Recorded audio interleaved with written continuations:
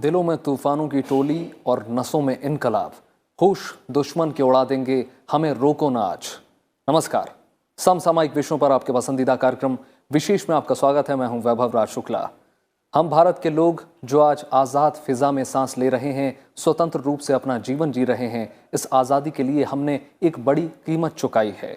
हमारे देश के वीर सपूतों ने अपने लहू से इस देश को सींचा है। एक लंबे समय तक भारतवर्ष अंग्रेजों के अधीन रहा। कई आंदोलन हुए हैं, जिसमें सबसे बड़ा आंदोलन था भारत छोड़ो आंदोलन। भारत की आज़ादी के इतिहास में 9 अगस्त 1942 का दिन बेहद महत्वपूर्ण है, जिसे कोई भारतवासी भूल नहीं सकता। इस आंदोलन ने कई छोटे छोटे आंदोलनों को एक सम्मिलित रूप में इकट्ठा किया और धीरे धीरे इसकी चिंगारी पूरे देश में फैल गई और इसने एक मशाल का रूप धारण कर लिया। यह आंदोलन अगस्त क्रांति के नाम से भी जाना जाता है। इतने बड़े पैमाने पर देशभक्तों ने इस आंदोलन में हिस्सा लिया कि अंग्रेज अपने घुटने टेकने पर मजबूर हो गए। आज विशेष में हम जानेंगे भारत छोड़ो आंदोलन से जुड़े तमाम पहलुओं को। तो आइए शुरू करते हैं आज का विशेष।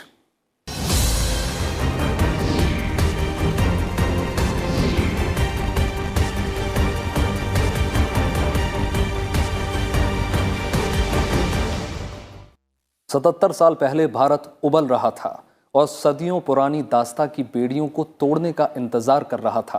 तभी करो या मरो के नारे के साथ महात्मा गांधी ने भारत छोड़ो आंदोलन का बिगुल बजा दिया। महात्मा गांधी की ललकार पर लाखों भारतीय अपने जीवन को देश की आज़ादी के लिए कुर्बान करने के लिए घरों से निकल पड़े। दरअसल भारत छोड़ो आंदोलन या अगस्त क्रांति एक ऐसा व्यापक आंदोलन था जिसने अंग्रेजी शासन को हिला कर रख दिया था।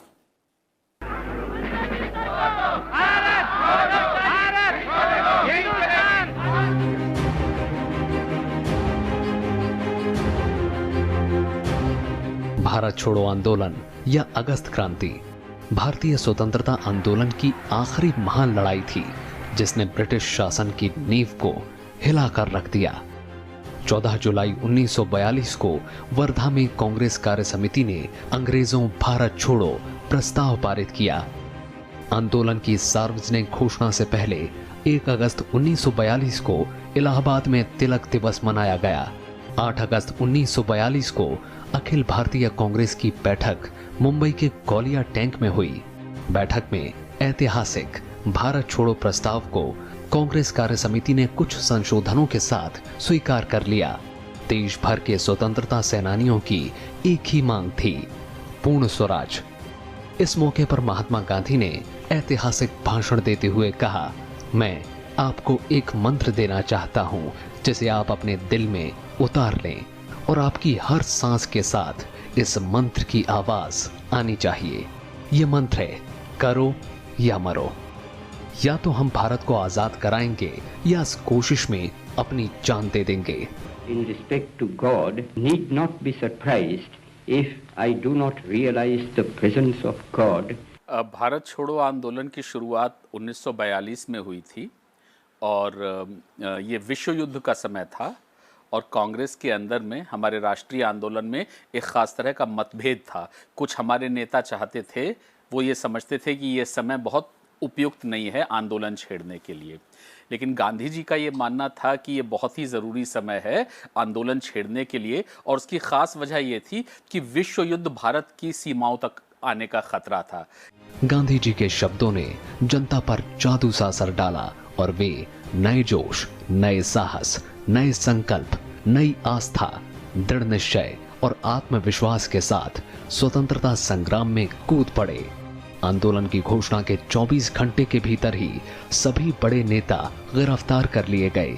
गांधी जी को पूना के आगा खां पैलेस और कांग्रेस कार्यकारिणी के अन्य सदस्यों को अहमदनगर के दुर्ग में रखा गया। कांग्रेस को गैर संवैधानिक संस्था घोषित कर दिया गया। अंग्रेजों की तमाम कोशिशों के बावजूद कई राष्ट्रीय नेता गिरफ्तार नहीं हो पाए। इनमें क्रांतिकारी अरुणा आसफ अली भी थीं, जिन्होंने 9 अगस्त 1942 को मुंबई के ग्वालियर टैंक मैदान में तिरंगा फहराकर भारत छोड़ो आंदोलन का बिगुल बजा दिया। तभी से मुंबई के इस मैदान को अगस्त क्रांति मैदान भी कहा जाता है। इसके अलावा आंदोलन का नेतृत्व करने के लिए जनता के बीच से ही नेता उभरकर सामने आए। जयप्रकाश नारायण, राम मनोहर लोहिया, अच्युत पटवर्धन और सुचेता कृपलानी जैसे नेताओं ने भूमिगत रहकर आंदोलन को नेतृत्व प्रदान किया। बंबई में उषा मेहता और उनके कुछ साथियों ने कई महीने तक कांग्रेस रेडियो का प्रसारण किया। लोग ब्रिटिश शासन के प्रतीकों के खिलाफ प्रदर्शन करने सड़कों पर निकल पड़े और सरकारी इमारतों पर तिरंगा फहराना शुरू कर दिया। आंदोलन का आह्वान गांधी जी ने दिया तो अंग्रेजी सरकार को लगा कि एक बहुत बड़ा षड्यंत्र तख्ता पलट का है और वो आंदोलन हिंसक उग्र भी हो सकता है और वो हर हालत में आंदोलन को दबाने के पक्ष में थे। तो जैसे ही आंदोलन की कॉल गांधी जी ने दी, कांग्रेस के सारे बड़े नेताओं को एकदम से गिरफ्तार कर लिया गया और ऐसी जगह पर रखा गया जहां पर किसी के बारे में कुछ भी नहीं पता था। पटना के नौजवान विद्यार्थियों ने तो बलिदान का स्वर्णिम इतिहास ही रच डाला। 11 अगस्त 1942 को सचिवालय पर तिरंगा फहराने के दौरान फिरंगी हुकूमत की गोलियों से 7 छात्र शहीद हो गए। सरकार ने जब आंदोलन को दबाने के लिए लाठी और बंदूक का सहारा लिया तो आंदोलन का रुख बदलकर हिंसात्मक हो गया। अनेक जगहों पर रेल की पटरियां उखाड़ी गई और स्टेशनों में आग लगा दी गई। बंबई, अहमदाबाद और जमशेदपुर में मजदूरों ने संयुक्त रूप से विशाल हड़तालें की। संयुक्त प्रांत में बलिया और बस्ती, बंबई में सतारा, बंगाल में मिदनापुर और बिहार के कुछ भागों में अस्थायी सरकारों की स्थापना की गई। सतारा में विद्रोह का नेतृत्व वाई.बी. चौहान और नाना पाटिल ने किया था। पहली समानांतर सरकार बलिया में चितू पांडे के नेतृत्व में बनी। कि इसके बाद ये ब्रिटिश को, अंग्रेजी सरकार को बिल्कुल ही स्पष्ट हो गया था कि वो ज्यादा समय तक इस देश पे कब्जा अपना नहीं कर पाएंगे। एक और इसका महत्व था, जब भारत जैसे बड़े उपनिवेश, भारत जैसे बड़े देश को आजादी मिल गई, तब ये रहा कि इस दुनिया में बहुत सारे ऐसे जो गुलाम देश थे, उनकी आजादी भी लगभग सुनिश्चित हो गई। भारत छोड़ो आंदोलन इस मायने में भी अनोखा था कि इनमें महिलाओं ने बढ़ चढ़कर हिस्सा लिया था। उन्होंने आंदोलन में न सिर्फ हिस्सा लिया बल्कि पुरुषों की बराबरी करते हुए इसका नेतृत्व भी किया। भारत छोड़ो आंदोलन इस मायने में भी एक क्रांतिकारी आंदोलन था क्योंकि इसने भारत की भावी राजनीति की आधारशिला रखी। ग्वालियर टैंक मैदान से अपने ऐतिहासिक भाषण में गांधी जी ने कहा, जब भी सत्ता मिलेगी भारत के लोगों को मिलेगी और वही इस बात का फैसला करेंगे कि इसे किसे सौंपा जाना है। भारत छोड़ो आंदोलन की वार्षिकी के अवसर पर उपराष्ट्रपति एम वेंकैया नायडू ने देशवासियों के साथ देश के महान नेताओं, क्रांतिकारियों, आंदोलनकारियों और उनके बलिदान को सादर नमन किया है। उन्होंने कहा है कि भारत छोड़ो आंदोलन से जुड़े संदेश आज भी उतने ही प्रासंगिक हैं। India movement was aimed at driving out foreigners, Britishers, but now the relevance of Quit India is still there. Quit India now should apply to ending corruption, ending discrimination, ending disparities, and then ending poverty. This should be a movement of the people, protecting the nature and then also eliminating the social evils. We should make them to quit India and for that matter the world also. Bharat छोड़ो आंदोलन का इतिहास गुमनाम योद्धाओं के बलिदानों से भरा पड़ा है। उस दौर के किसानों, फैक्ट्री मजदूरों, पत्रकारों, कलाकारों, छात्रों, शिक्षा शास्त्रियों और धार्मिक संतों की कई गुमनाम गाथाएं हैं। अगस्त क्रांति एक ऐतिहासिक क्षण था। ये केवल विदेशी दास्तां के खिलाफ महज एक आंदोलन भर नहीं था, बल्कि भारतीय जनता में एक नई चेतना का संचार था। इस नई चेतना ने भारत की आजादी की एक मजबूत जमीन तैयार की, जिसने 1947 में अंग्रेजों को भारत को आजाद करने पर मजबूर कर दिया। Bureau report, Rajya Sabha TV. पूर्व में साम्राज्यवाद के खिलाफ आंदोलन तेज हो रहा था। पश्चिम में द्वितीय विश्व युद्ध लगातार जारी था और भारत में महात्मा गांधी के नेतृत्व में देश आजादी की आशा कर रहा था। महात्मा गांधी अहिंसक उपायों और सत्याग्रह से समाज को बदलना चाहते थे। वहीं दूसरी तरफ नेताजी सुभाष चंद्र बोस ने दिल्ली चलो का नारा दिया था और भारत को आजाद कराने के लिए आजाद हिंद फौज की कमान संभाल ली थी। भारत छोड़ो आंदोलन की पृष्ठभूमि में दुनिया में बदलाव का दौर था। भारत छोड़ो आंदोलन की नींव ऐसे तो 1942 से पहले से चली आ रही आजादी की लड़ाई के रूप में रखी जा चुकी थी, लेकिन इसके तत्कालिक कारणों की शुरुआत होती है द्वितीय विश्व युद्ध से बने माहौल से। द्वितीय विश्व युद्ध 1943 में शुरू हुआ। द्वितीय विश्व युद्ध छिड़ने के बाद विश्व दो ध्रुवों में बंट गया था, मित्र राष्ट्र और धुरी राष्ट्र। सितंबर 1943 में युद्ध की शुरुआत में फ्रांस, पोलैंड और ब्रिटेन मित्र राष्ट्र में शामिल थे। जल्द ही ब्रिटेन के अधीन कुछ देश ऑस्ट्रेलिया, कनाडा, न्यूजीलैंड और दक्षिण अफ्रीका भी इस गुट में शामिल हो गए। 1941 के बाद मित्र राष्ट्र में अमेरिका और सोवियत संघ भी शामिल हो गए। वहीं धुरी राष्ट्र उन देशों का गुट था जिन्होंने दूसरे विश्व युद्ध में जर्मनी और जापान का साथ दिया और मित्र राष्ट्र के खिलाफ लड़े। धुरी राष्ट्र में जर्मनी, इटली और जापान प्रमुख शक्तियां थीं। ब्रिटिश फौजों की दक्षिणी पूर्व एशिया में हार होने लगी थी। वहीं ये आशंका भी प्रबल होती जा रही थी कि कहीं जापान भारत पर हमला न कर दे। भारत में भी ब्रिटिश हुकूमत के खिलाफ आजादी की लड़ाई जारी थी। ऐसे हालात में ब्रिटेन को भारत से समर्थन की कोई उम्मीद नहीं दिख रही थी। मित्र देश अमेरिका, रूस और चीन ब्रिटेन पर लगातार दबाव डाल रहे थे कि इस संकट की घड़ी में वो भारतीयों का समर्थन हासिल करने के लिए पहल करें। इधर राष्ट्रवादी नेताओं ने भी भारत को पूरी तरह आजाद करने के लिए ब्रिटेन के तत्कालीन प्रधानमंत्री विंस्टन चर्चिल पर दबाव डाल रहे थे।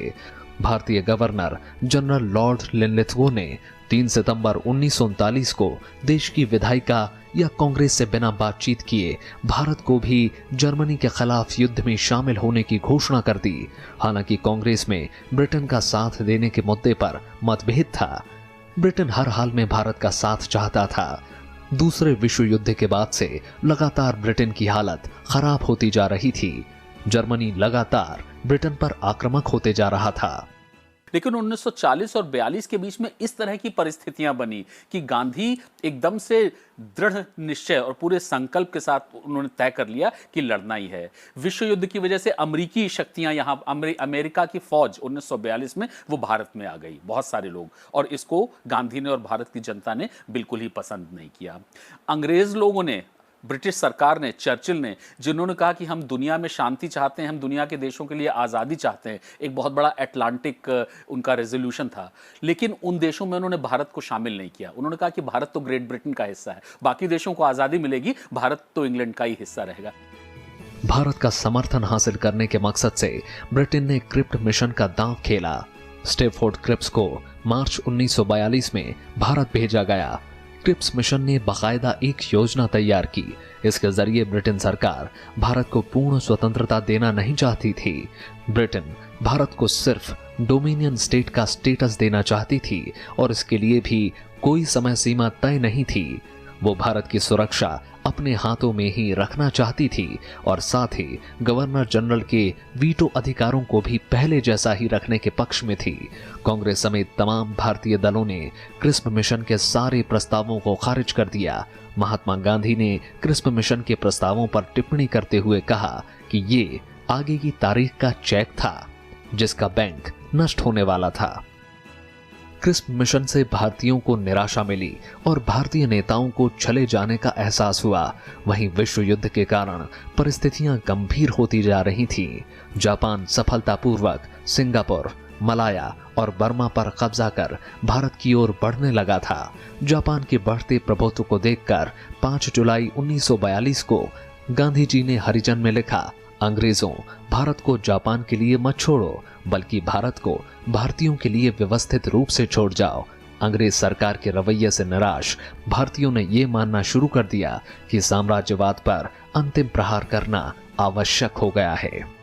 जब अमेरिका ने इंग्लैंड पे दबाव डाला तो एक क्रिप्स मिशन भेजा गया कि भारत की आज़ादी की बात की जाए, और क्रिप्स यहां पर आए और भारत के सभी नेताओं से मिले, लेकिन उन्होंने भारत की आज़ादी को लेके कोई भी एक पक्की बात कहने से बिल्कुल भी इनकार कर दिया। तो जवाहरलाल नेहरू, गांधी, सारे लोग इससे बहुत ही ज़्यादा निराश हुए। तो उनको ये लगा कि भारत असुरक्षित हो रहा है विश्व की युद्ध की वजह से, ग्रेट ब्रिटेन की सरकार का कोई बिल्कुल इरादा नहीं है, और विश्व युद्ध के जितने सारे नुकसान होते हैं वो भारत को हो रहे हैं। अमेरिकी शक्तियां, अमेरिकी फौज जो है वो भारत में आ गई हैं, और लग रहा है कि भारत को भी तहस नहस करने का एक संभावना बन रही। जब ये सारी परिस्थितियां हुई तो फिर हमारे राष्ट्रीय आंदोलन के नेताओं ने ये तय कर लिया कि अब हमें एक बहुत बड़ी मुहिम, बहुत बड़ा संघर्ष, बहुत बड़े आंदोलन का एक दौर चलाना है, और वो आंदोलन दौर तभी खत्म होगा जबकि भारत को वो आजाद करा ले। जैसे जैसे दूसरा विश्व युद्ध आगे बढ़ रहा था, वैसे वैसे भारत की आर्थिक स्थिति भी खराब हो रही थी, जिसके लिए अंग्रेज सरकार को जिम्मेदार माना गया। पूर्वी बंगाल में बहुत से लोगों को बिना मुआवजा दिए उनकी जमीनों से वंचित किया गया। सेना के लिए किसानों के घर जबरदस्ती खाली करवाए गए। इन सब वजहों से अंग्रेज सत्ता के खिलाफ भारतीय जनमानस में असंतोष चरम पर पहुंच गया था। पूरा माहौल अंग्रेजों के खिलाफ हो गया था। इसी असंतोषजनक आर्थिक स्थिति ने महात्मा गांधी को भारत छोड़ो आंदोलन चलाने के लिए बाध्य किया। Bureau report, Rajya Sabha TV. देश को आज़ादी यूं ही नहीं मिली। आने वाली पीढ़ियां आज़ाद हवा में सांस ले सकें, इसके लिए लाखों लोगों ने कुर्बानियां दी। अगस्त क्रांति या भारत छोड़ो आंदोलन ने जिस आज़ादी की बुनियाद रखी, उसमें सैकड़ों लोगों ने अपने प्राणों की आहुति दे दी, जिसकी जानकारी आज भी हमें ब्रिटिश काल में लिखे गए दस्तावेजों से मालूम होती है। हमारे देश को स्वतंत्रता बहुत ही मुश्किलों से मिली। न जाने कितनी क्रांतियां हुईं और कितने ही क्रांतिकारी शहीद हुए, तब जाकर हम अब आजाद भारत में सांस ले रहे हैं। प्रथम स्वतंत्रता संग्राम हो या अगस्त क्रांति, ये दिन हमें याद दिलाते हैं कि स्वतंत्रता पाने के लिए देश के महान सपूतों ने कितनी कुर्बानियां दी। अंग्रेजी सत्ता की नींव हिला देने वाली अगस्त क्रांति के दौरान भी सैकड़ों देशभक्तों ने अपनी जान गंवा दी। पिछले साल प्रधानमंत्री नरेंद्र मोदी की ओर से अगस्त क्रांति को लेकर साझा की गई रिपोर्ट की कॉपी भी इस बात की तस्दीक करती है। बहुत बड़ा रोल था, बहुत महत्वपूर्ण भूमिका थी। देखिए, भारत को आज़ादी मिलने के पीछे जो विचारधारा काम कर रही थी वो भारतीय राष्ट्रवाद की विचारधारा थी कि भारत की जनता चाहती है कि भारत की हमारी अपनी प्रतिनिधि सरकार हो, कोई विदेशी यूरोपीय सरकार हमारे पास ना हो। तो ये राष्ट्रवाद के विचार एकदम से यूं ही पैदा नहीं हो गए थे। 19वीं सदी के अंत से धीरे धीरे एक संघर्ष के दौर से ये राष्ट्रवाद के विचार समाज के अलग अलग तबकों तक पहुंच रहे थे। मध्य वर्ग तक पहुंचे, पूंजीपति वर्ग तक पहुंचे, किसानों तक पहुंचे, कबीलाइयों तक पहुंचे, मजदूरों तक पहुंचे, धीरे धीरे पहुंचे। ये दस्तावेज इस बात का सबूत है कि भारत छोड़ो आंदोलन के जरिए महात्मा गांधी ने किस तरह अंग्रेजी हुकूमत की नींव हिला दी थी। इस आंदोलन ने देश की आजादी के आंदोलन को काफी तेज कर दिया था। 1942 के आते आते राष्ट्रवाद के ये विचार, वो भारतीय लोग जो ब्रिटिश सर्विस में थे, वो भारतीय लोग जो ब्रिटिश फौज में थे, वो भारतीय लोग जो सिविल सर्विसेज में थे, जो कि ब्रिटिश एम्पायर की रक्षा कर रहे थे, वहां तक भी जब ये पहुंच गए तब फिर ये लगा कि अंग्रेज रुकेंगे कैसे, भारत तो बहुत बड़ा देश है। गांधी जी ने कहा था कि भाई 2-2.5 लाख अंग्रेज लोग यहाँ पर हैं और भारत इतना बड़ा देश है, वो इस देश में तभी रह सकते हैं जबकि भारतीय लोग उनका समर्थन करें। और राष्ट्रीय और क्विट इंडिया मूवमेंट ने, भारत छोड़ो आंदोलन ने यह सुनिश्चित कर दिया कि वो समर्थन जो कि 19वीं शताब्दी में और 20वीं शताब्दी के शुरू में अंग्रेज सरकार को भारतीय लोगों से मिल रहा था, वो अब लगभग नामुमकिन हो गया। तो जब सारे के सारे समाज के सारे लोग दृढ़ संकल्प हो गए अंग्रेजी सरकार को हटाने के लिए, तो फिर वो कैसे यहाँ पे रह पाएंगे? उनका तो रह पाना असंभव हो गया। इस दस्तावेज में कहा गया है कि 9 अगस्त को भारत छोड़ो आंदोलन शुरू होने के बाद मुंबई सिटी में गांधी और वर्किंग कमेटी के सदस्यों को गिरफ्तार कर लिया गया। मुंबई में लोगों पर आंसू गैस के गोले भी दागे गए। रिपोर्ट में 15 जगहों पर पुलिस फायरिंग में 8 लोगों के मारे जाने और 44 लोगों के घायल होने की जानकारी भी दी गई है।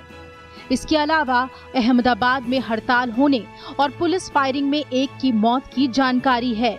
इसमें कहा गया है कि पुणे में छात्रों की भीड़ पर पुलिस फायरिंग हुई, जहां एक की मौत हो गई। इसमें सूरत शहर में आंदोलन को दबाने के लिए सैनिकों को रवाना किए जाने की बात भी कही गई है। इस दस्तावेज के मुताबिक उत्तर प्रदेश में कांग्रेस के कई बड़े नेताओं को गिरफ्तार किया गया। लखनऊ, इलाहाबाद और कानपुर में हड़ताल की कोशिश हुई। पंजाब के लाहौर और अमृतसर में लोगों ने बड़ी सभाएं की। रिपोर्ट में इस बात की चर्चा की गई है कि बिहार में राजेंद्र प्रसाद और दूसरे नेताओं को गिरफ्तार कर लिया गया।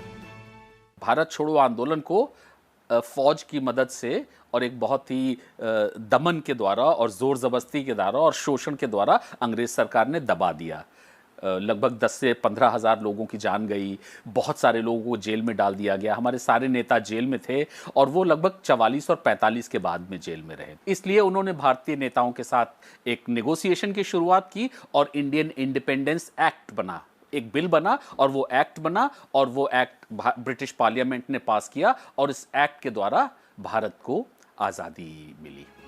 अगस्त क्रांति के ये आधिकारिक दस्तावेज इस बात की गवाही देते हैं कि भारत छोड़ो आंदोलन का दायरा कितना बड़ा था और कितने बड़े पैमाने पर लोगों ने इस आंदोलन में हिस्सा लिया था।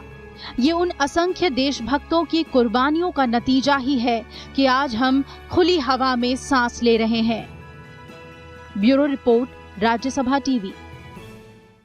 महात्मा गांधी ने आजादी की लड़ाई को नया आयाम दिया। इसके लिए कभी वो कुशल राजनेता के तौर पर सामने आते तो कभी एक महान विचारक के तौर पर। उनके इसी व्यक्तित्व ने देश को न सिर्फ एकजुट किया बल्कि आजादी के लिए मर मिटने का जुनून भी पैदा किया। छोड़ जा रहे हैं आपको गांधी जी के विचारों के साथ। नमस्कार।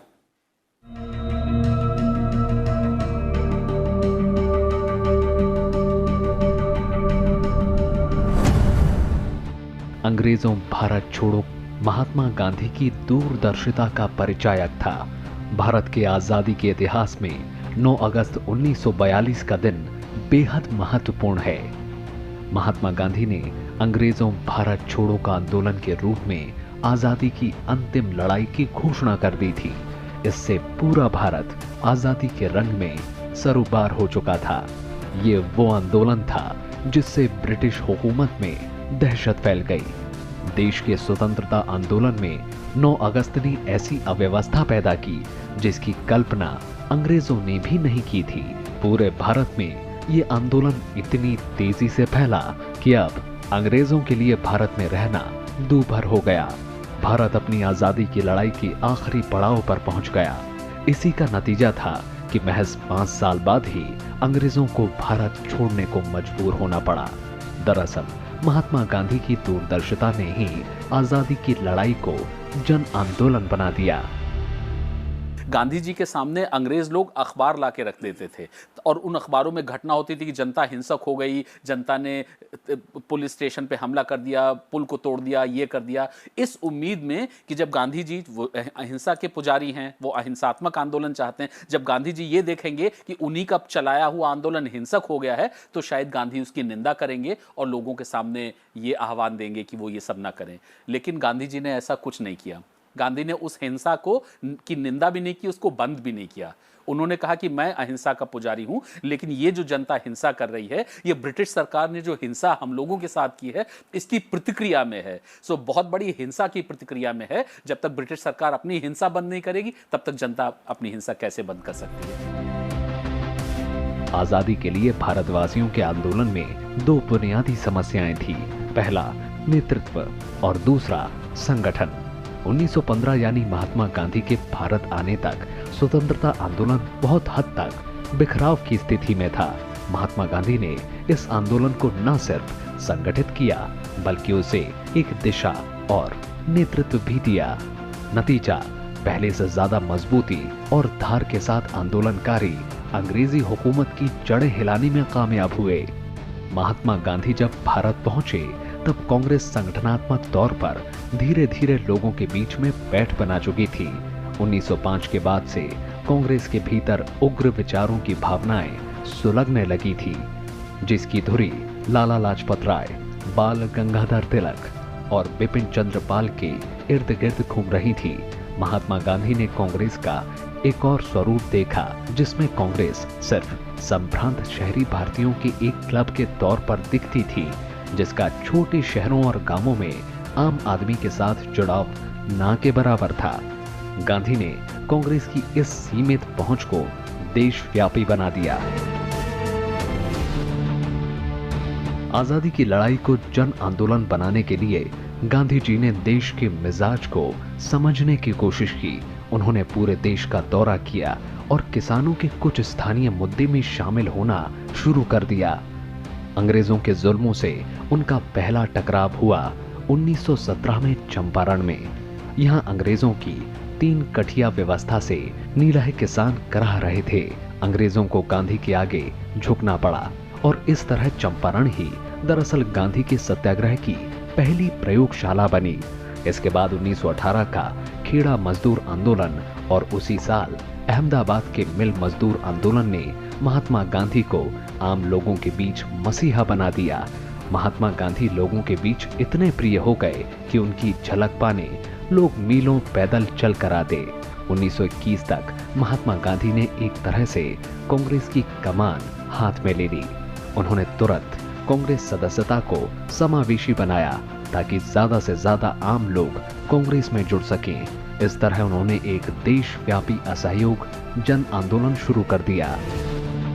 गांधी जेल में थे, 3 साल तक जेल में रहे, 2.5 साल तक। 1944 में उनको छोड़ा गया, उनकी तबीयत भी काफी खराब हो गई थी। तो गांधी की एक मुख्य गतिविधि यही रही कि उन्होंने इस हिंसा की निंदा करने से उन्होंने इससे इनकार कर दिया और उन्होंने कहा कि ये तो हिंसा ब्रिटिश सरकार की है, जिसके जवाब में भारतीय जनता हिंसा कर रही है। पहले काफी आंदोलन हुए थे, जैसे चौरी चौरा का एक आंदोलन हुआ था, तो उसमें हिंसा हुई और गांधी जी ने उस हिंसा की निंदा की और पूरा का पूरा आंदोलन वापस ले लिया। तो ब्रिटिश कुछ उम्मीद कर रहे थे कि इस बार भी शायद गांधी जी यही कहें, लेकिन गांधी जी उनकी इस चाल में नहीं आए। उन्होंने अखबार पढ़े लेकिन हिंसा की निंदा करने से इनकार कर दिया। हालांकि 1922 में चौरी चौरा हादसे के बाद असहयोग आंदोलन बंद कर दिया गया। गांधी जी जेल चले गए। बाहर आने पर उन्होंने फिर से जन आंदोलन को जड़ से तैयार करने की कोशिश की। इस दौरान उन्होंने खादी आंदोलन शुरू करने और अस्पृश्यता से छुटकारा पाने और सांप्रदायिक सद्भाव को बढ़ावा देने पर जोर दिया।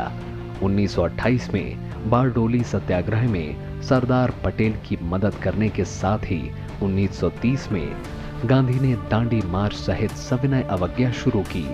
उधर तत्कालीन कांग्रेस अध्यक्ष जवाहरलाल नेहरू के नेतृत्व में कांग्रेस ने पूर्ण स्वतंत्रता की मांग की। इससे पूरे देश में एक विशाल जन आंदोलन शुरू हो गया। 1930 से 1932 के बीच गोलमेज सम्मेलन में हिस्सा लेने गांधी लंदन गए और वहां आजादी के पक्ष में अपने मजबूत तर्कों से पूरी दुनिया का दिल जीत लिया। इसके बाद गांधी ने गांव-गांव जाकर लोगों को जागरूक करना जारी रखा।